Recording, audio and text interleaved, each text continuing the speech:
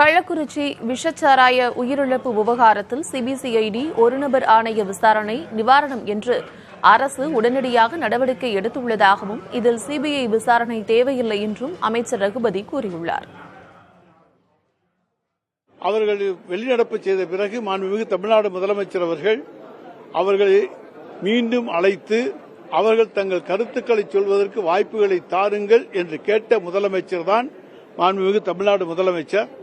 எனவே எங்களுக்கு வாய்ப்பு தரவில்லை என்று அவர் சொல்லுவது அப்பட்டமான பொய்யாகும்.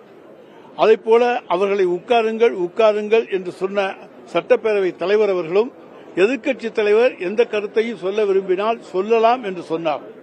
காரணம், எப்பொழுதுமே கேள்வி நேரத்தில் யாரும் எந்த பிரச்சனையும் எழுப்புவது கிடையாது. 0 ஹவர்ல தான் பிரச்சனையை பற்றி எழுப்புவார்கள். எதுக்கு சிபிஐங்க? இதுக்கு முன்னால் எவ்வளவோ சம்பவங்கள் நடந்திருக்கு. பண்ருட்டியில் நடந்துச்சு. அன்னைக்கெல்லாம் சிபிஐ என்கொயரியா வச்சாங்க, சிபிசிஐடியா வச்சாங்க. அன்னைக்கு என்ன கமிஷன், நீதி விசாரணை கமிஷன் போட்டாங்களா?